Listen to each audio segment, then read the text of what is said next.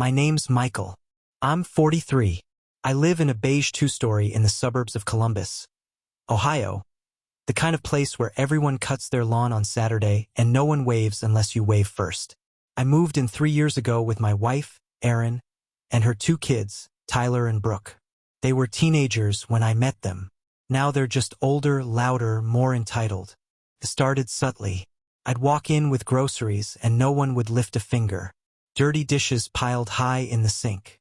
They'd talk over me at dinner, leave their laundry scattered through the hallway like breadcrumbs no one wanted to follow. They never called me Dad. They never called me anything. Most days, it felt like I was living in a house I'd accidentally walked into and never left. They had their own rhythm. Late nights, loud music, broken curfews.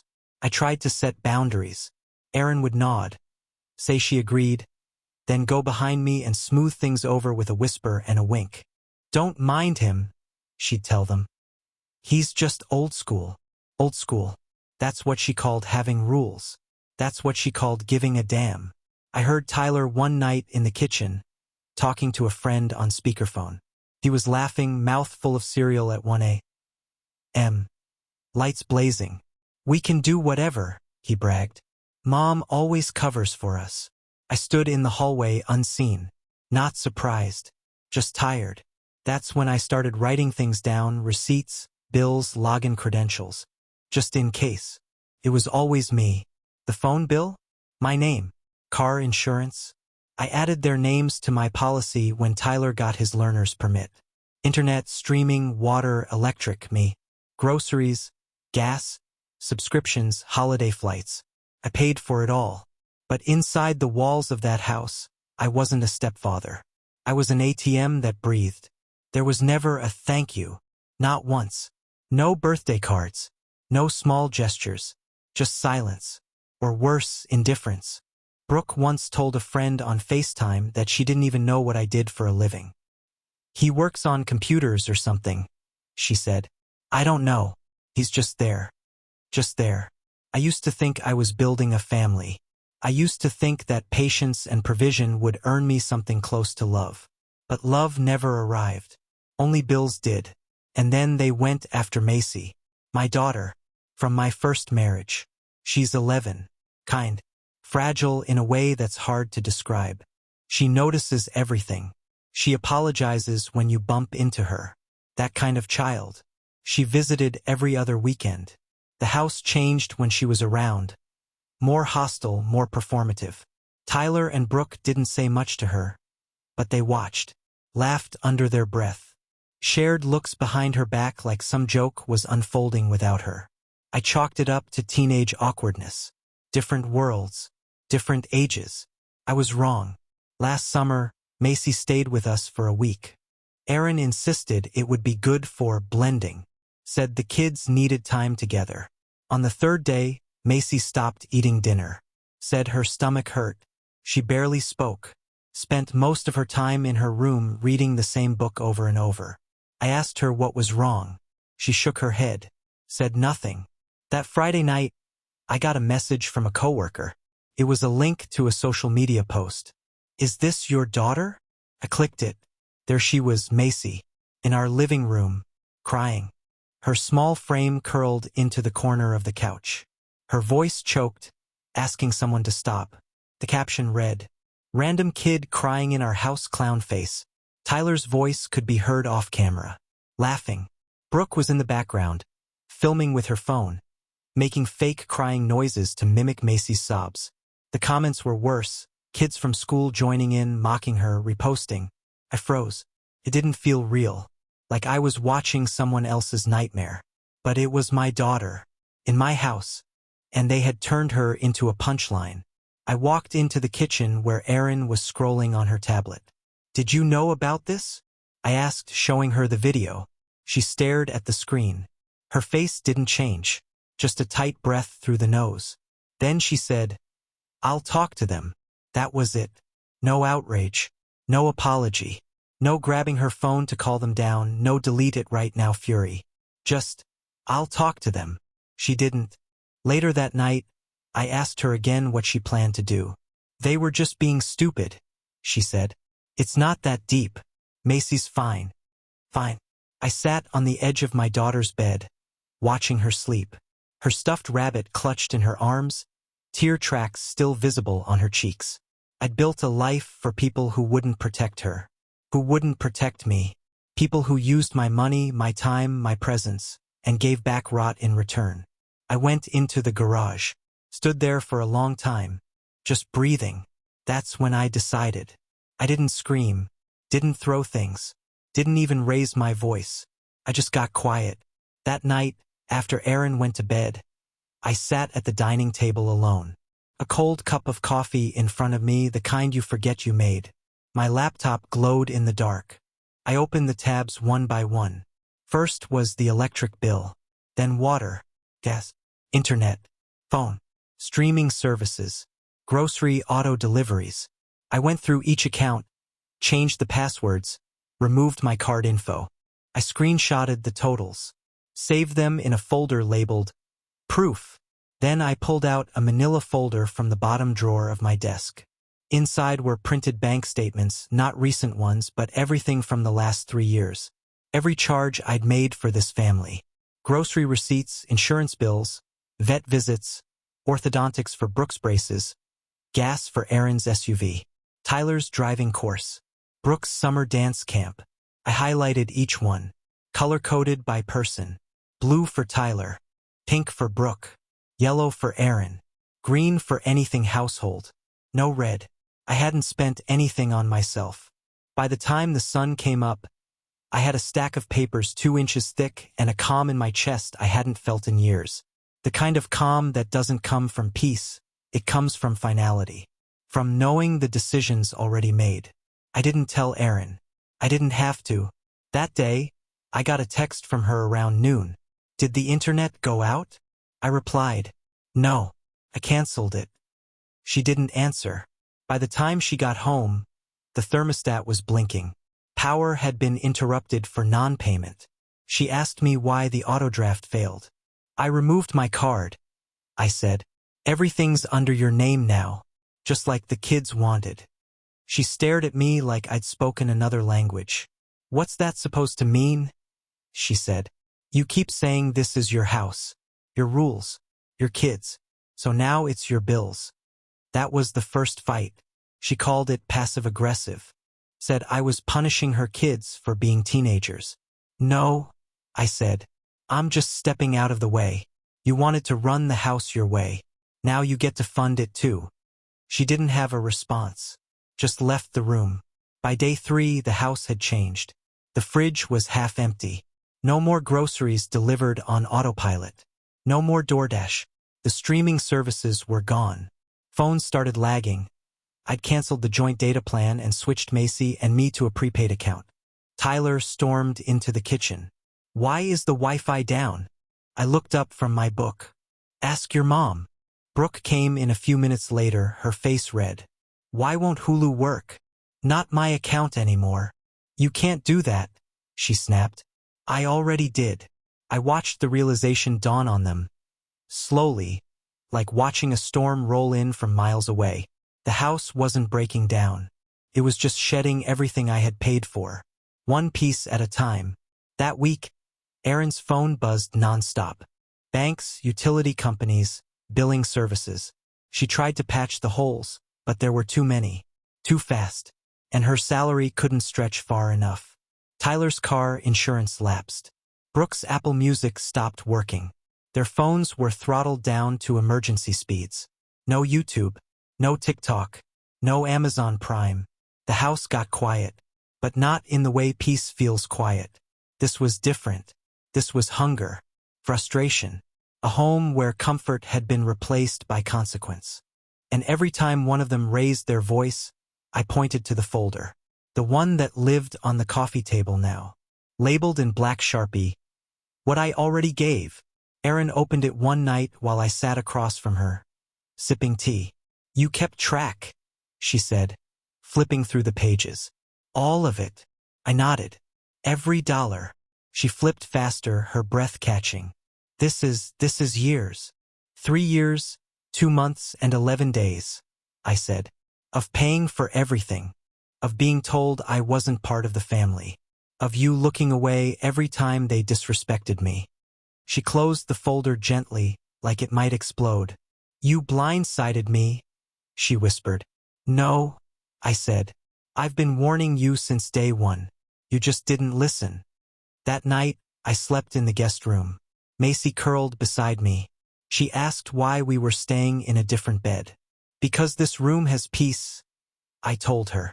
And I don't want to be near people who let others cry for sport. She didn't ask again. By the weekend, the house was in survival mode. Erin started cooking again, no more takeout. The kids complained about having to eat leftovers. Tyler slammed doors. Brooke rolled her eyes so hard I thought they might stay that way. I didn't yell. I didn't engage. I just stopped showing up with my wallet open. The second fight came that Sunday. Erin confronted me in the kitchen. Said I was destroying the family to prove a point. No, I said. I'm letting this family reveal itself. You're hurting the kids, she said. They hurt Macy, I replied. And you said nothing. You still haven't. Her eyes welled up, but she said nothing. Because there was nothing to say. She had let it happen. Over and over again. Her silence had cost us more than money. It had cost trust. I stopped buying toilet paper, soap, paper towels, shampoo. Let them run out. Let them feel what absence really meant. Let them scramble to make their version of home work without the invisible hands funding it. I still showed up for work every day. Still packed lunch for Macy. Still read her bedtime stories. Still paid the rent. The one thing I couldn't walk away from without uprooting her life. But everything else? Gone.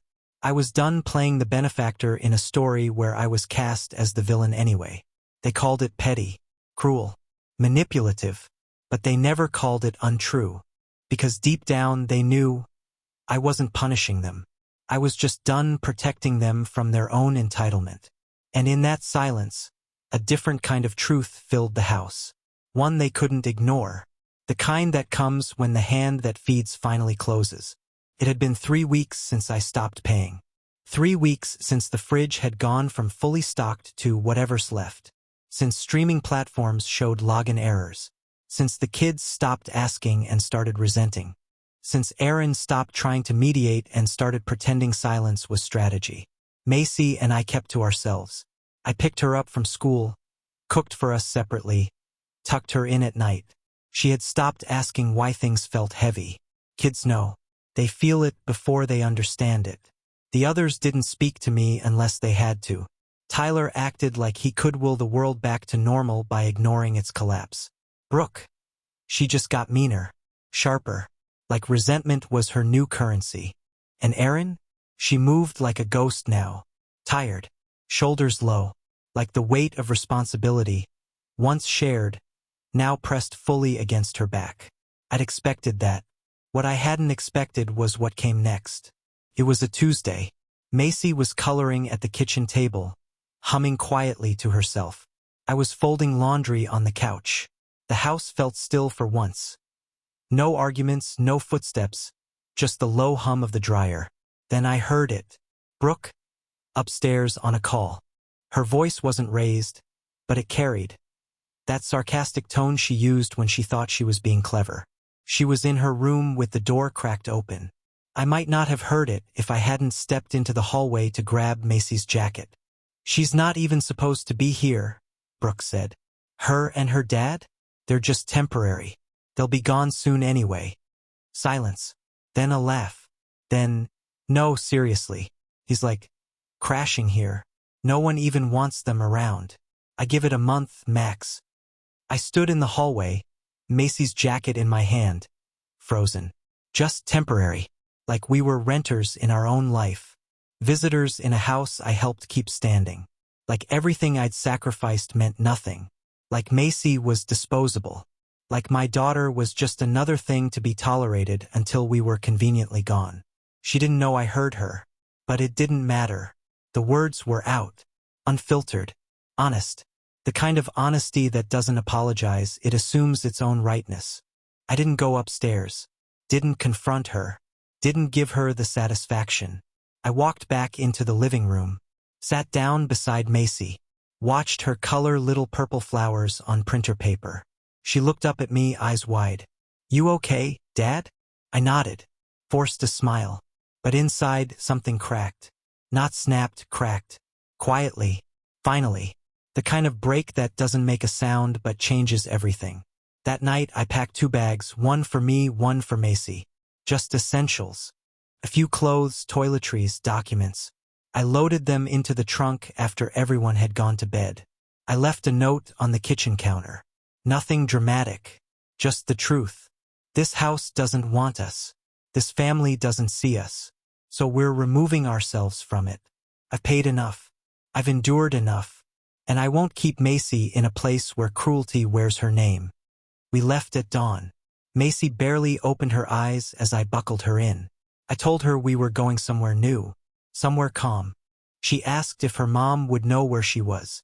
I told her yes. That her mom would always know how to find her. But that didn't mean we had to stay. We drove to Dayton. I'd been scouting apartments in secret. Not because I was planning an escape, but because I needed to know I could. That I wasn't trapped. We moved into a small 2-bedroom. Clean. Simple. Quiet. No shared walls. No shared rules. Just us. Macy picked the room by the window. She said it felt safe. It was 2 weeks before Erin showed up. She came to my work. Unannounced. Uninvited. Waited in the parking lot until my shift ended. Her face was drawn. Pale. The way someone looks when they realize they've run out of fallback plans. "I need to talk," she said. We sat in her car. Neither of us spoke for a long time. I waited. She fidgeted with her keys. "The kids," she started, then stopped. "They're working now," she said finally. "Tyler's doing part-time at a delivery place. Brooke's trying to get shifts at the mall." I nodded. "They're behind on the mortgage," she added. "Groceries have been hard. The utilities are catching up to me." I stayed quiet. "They miss you," she said. "They miss Macy." That was a lie. But I let it sit. "I need help," she whispered. "Just for now. Just until things level out." She pulled out a folder. Slid it toward me like a peace offering. Inside were bills. Late notices. Grocery receipts. Debt. I pulled my own folder from my bag. The one I kept in the car. I handed it to her. She opened it. Inside was every payment I'd made for that house over the last 3 years. Every expense, every grocery run, every holiday. Itemized. Labeled. I watched her face change. "You kept all of this?" "I did." "You're trying to prove something?" "I already proved it." I paid. I gave. I carried a system that mocked me for doing it. She looked up. Her eyes rimmed red. "They're just kids," she said. "No," I said. "They're kids you taught to believe I was disposable. And now they're learning the cost of that belief." "I didn't know," she whispered. "You did," I said. "You just didn't care enough to stop it." She looked away. "I'm not paying again," I said. "Not for a house that called my daughter temporary. Not for a family that only sees my value when the bills come due." She opened her mouth. Closed it again. I stepped out of the car. Before I shut the door, I said one last thing. "Love isn't proven by how much you pay. It's proven by who you protect. And I'm done protecting people who never once protected us." I walked away. She didn't follow. That night, Macy and I sat on the floor eating frozen pizza. Her school bag beside her. Her laugh loud. Her eyes soft. I looked around at our small, uncluttered apartment. No stairs. No slamming doors. No one weaponizing silence. And for the first time in years, I felt peace. The quiet is different here. Not the kind of quiet that weighs on your chest, full of tension and held-back arguments. Not the kind that lingers after slammed doors or tight-lipped dinners. This is a gentler quiet. Honest. Earned. It seeps into your bones like sunlight on a cold morning. Macy and I have lived in this apartment in Dayton for 6 months now. 2 bedrooms. 3rd floor. No backyard. But there's a small park 5 blocks away where she rides her scooter in looping, joyful circuits. The ceilings are low. The carpet's old. The neighbors don't say much. But it's real. And it's ours. I've stopped waiting for the next disrespect. Stopped bracing for the sound of Brooke's voice behind a closed door, or Tyler's music bleeding through the walls, or Aaron's familiar footsteps that never quite moved toward me, only passed. There's no more pretending. No more roles to play. We live on less now. I had to drop some hours at work to handle school pickups. We don't do takeout much. Friday nights are pizza bagels and old movies on the laptop.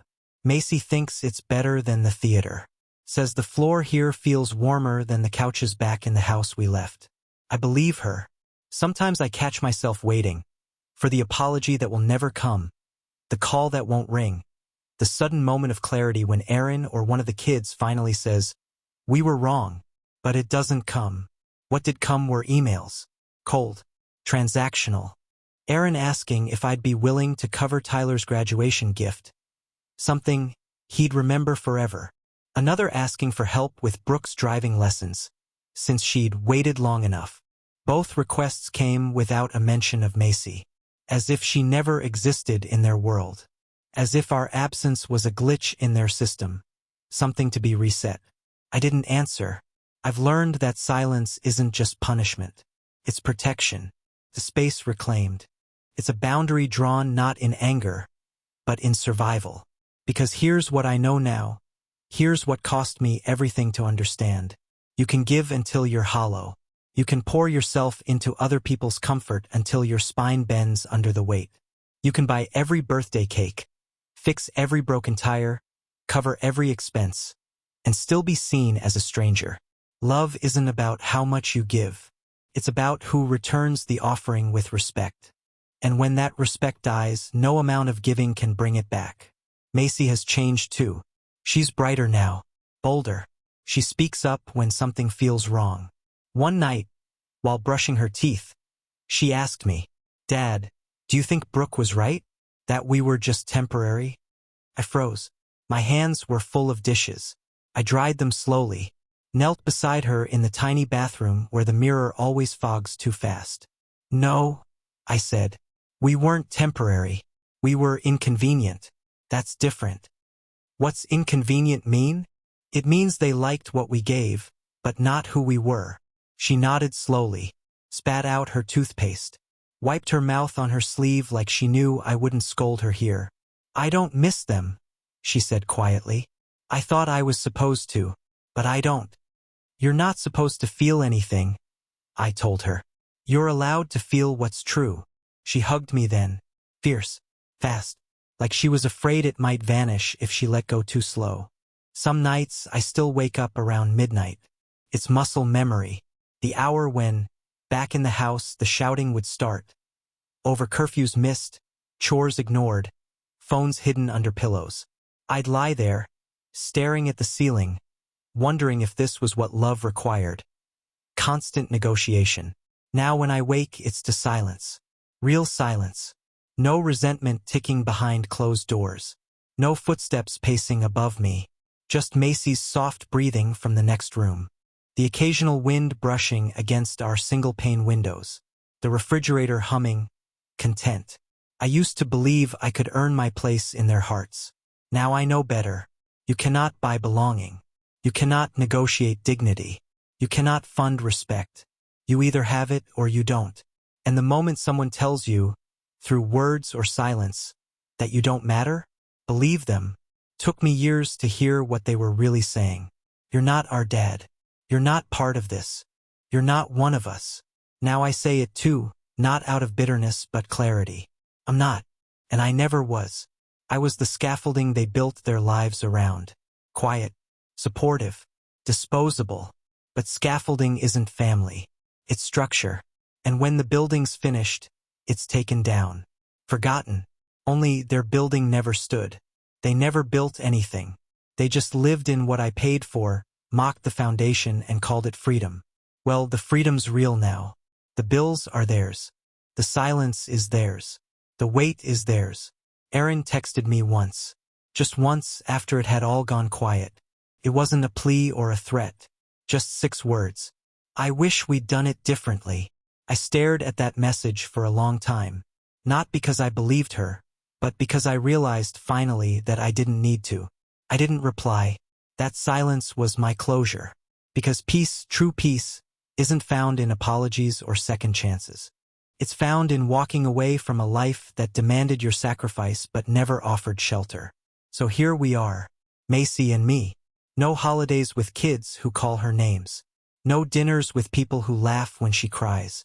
No more trying to prove that we belong.